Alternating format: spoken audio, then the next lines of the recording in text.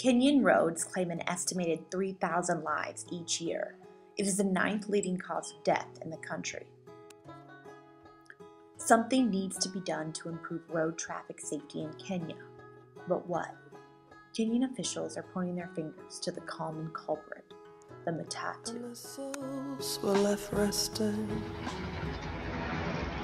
The Matatu has become an essential public service and are iconic of modern Kenya.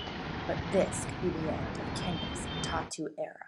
We're all in this together.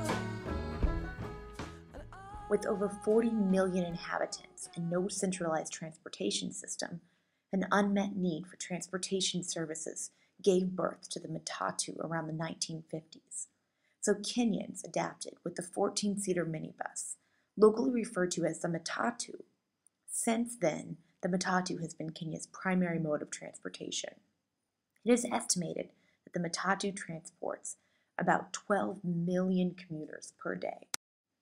Matatus log hundreds of miles daily, operate under no set schedules, drive on informally agreed routes, all for affordable yet negotiable prices. The Matatu is to Kenya what the New York City subway is to New York, a necessity, a part of everyday life, and a showcase of local culture. And they all may vanish. Earlier this year, the Kenyan government issued a directive that no new 14-seater Matatus will be registered, the first phase of a set of legislation removing Matatus from road. Matatus are privately owned, and drivers' income is dependent on the number of daily passengers. Therefore, drivers have an incentive to speed, drive recklessly onto sidewalks, whizzing by pedestrians. Matatu driving puts both commuters and operator safety at risk. Passengers often board while Matatus are still in motion, and workers hang out of moving vehicles. In order to maximize profits, drivers pile as many people and possessions as possible in and on one vehicle. And there are no seatbelts. All of this is not without consequence. Every day, Matatus account for an average of 7 deaths out of 35 crashes. So should they be banned?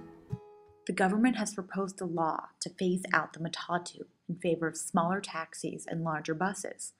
Integrating this legislation would cost the Kenyan government an estimated 50 billion shillings. If the government passes this legislation, roughly 500,000 Kenyans will be pushed out of work, exacerbating the already high unemployment.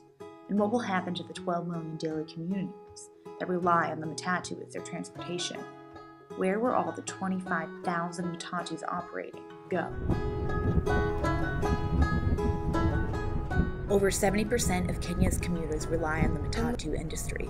But could improving road traffic safety be solved with integrating laws bettering infrastructure and law enforcement?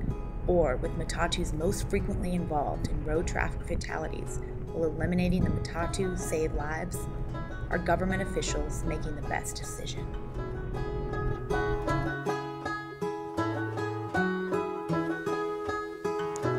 And the souls were left resting as they gathered up the crowd. No one was left guessing.